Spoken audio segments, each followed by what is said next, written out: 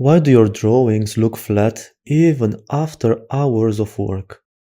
It's not your talent, it's contrast. In this tutorial, I'll show you the mistake that's holding your drawings back and how to fix it so they finally look realistic. Let's have a look at what contrast is. Contrast is the difference between light and dark.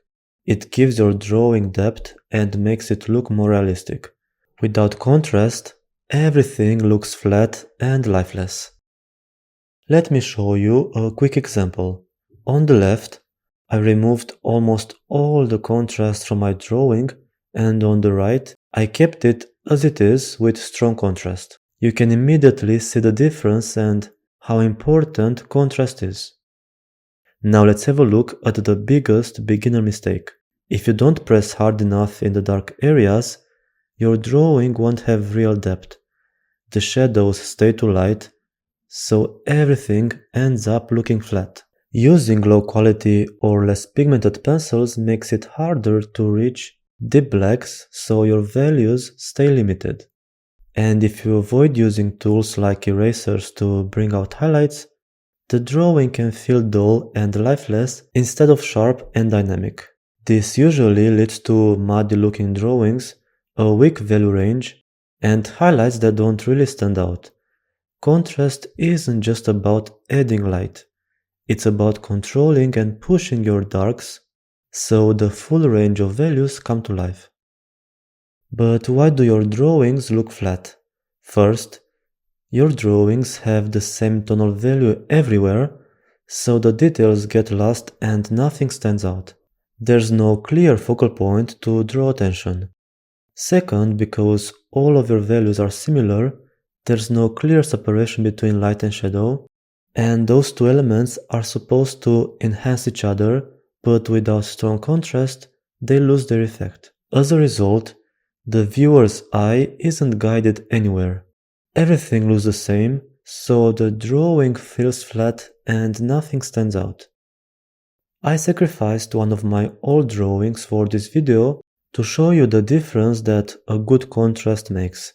As you can see on the left side, which is the original side, everything looks flat and nothing really stands out.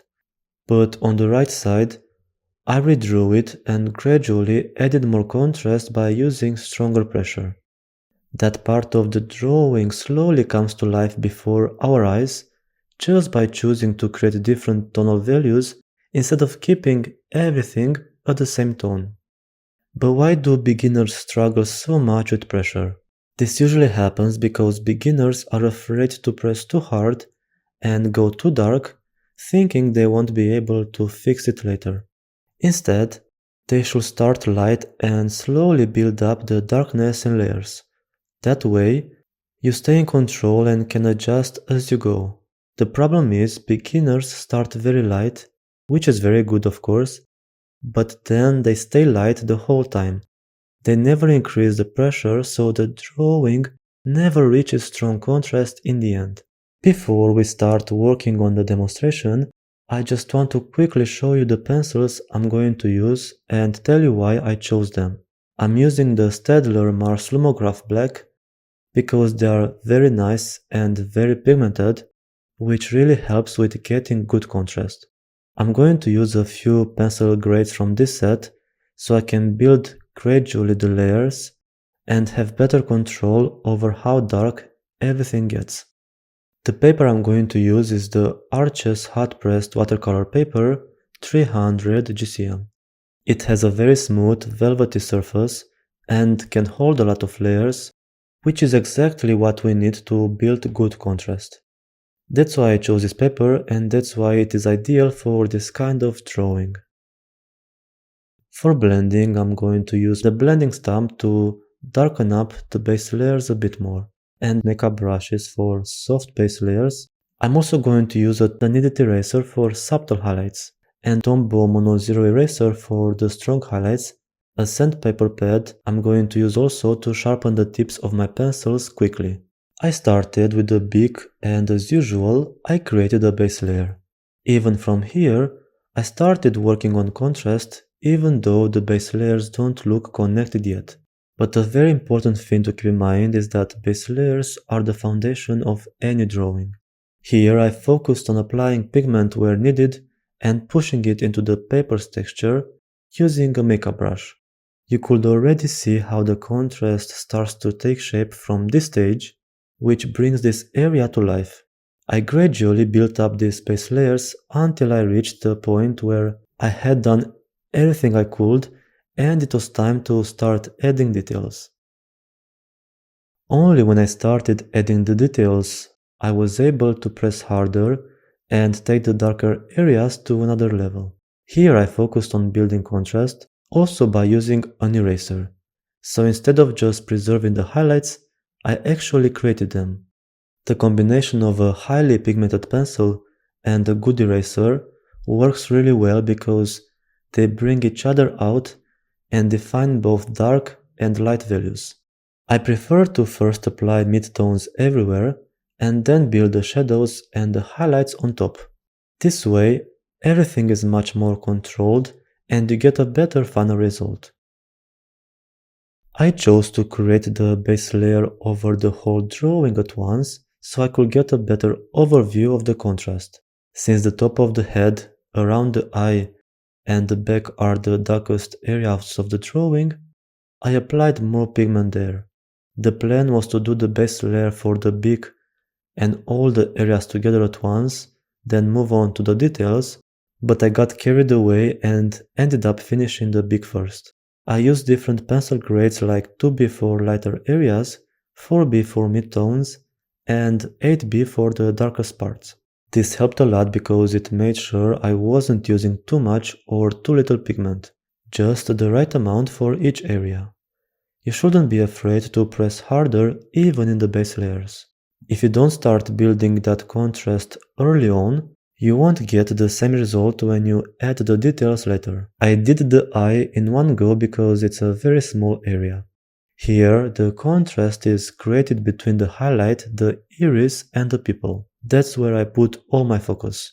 Dark and light really bring each other out, and if the iris isn't dark enough, the highlight won't have the same effect, and the eye won't feel alive.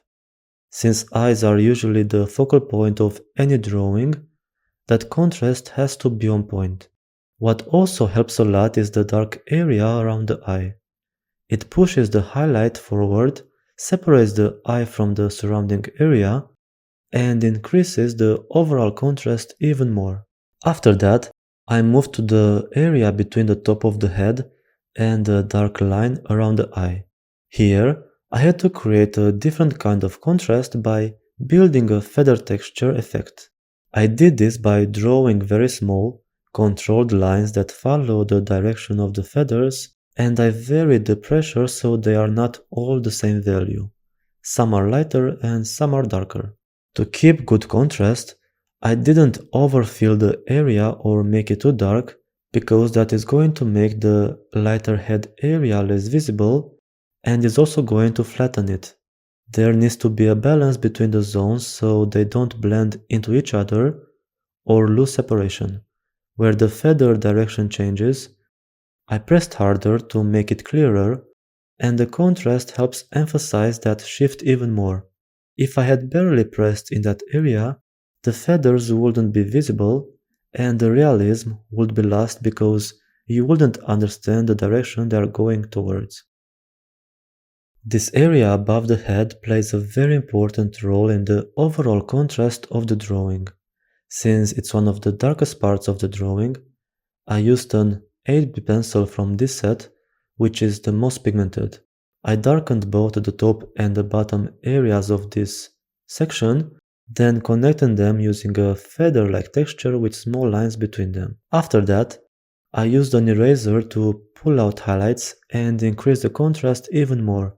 If an area in a drawing is very dark, you shouldn't just leave it as a flat black. Adding highlights helps break it up and bring it to life. Too much contrast or also too little contrast can both make a drawing feel flat, so highlights are important to balance it and avoid that effect. I decided to tackle the whole area under the eye, the cheek and part of the neck all at once. Here, I also adjusted the pressure when creating feathers, just like in the smaller area above the eye. The base layers were very helpful here because they guided my hand on where to apply the right pressure, where to build shadows with feather textures, and where to almost lightly touch the paper for highlights. If I had skipped the base layer step, I would have been lost and the contrast would have been ruined because I probably wouldn't know where to apply pressure correctly and I would have made a mess of the area. That base layer already showed me how the contrast would look before I even started adding details. Another tip for creating contrast is to always use a sharp pencil when drawing feathers or similar textures. This improves the quality of the contrast because it lets you create very fine lines and small details in the dark areas without covering up the lighter areas. If the pencil is too blunt, you'll accidentally go into the highlight areas, add too much pigment, and lose all the clean contrast that's visible in that area.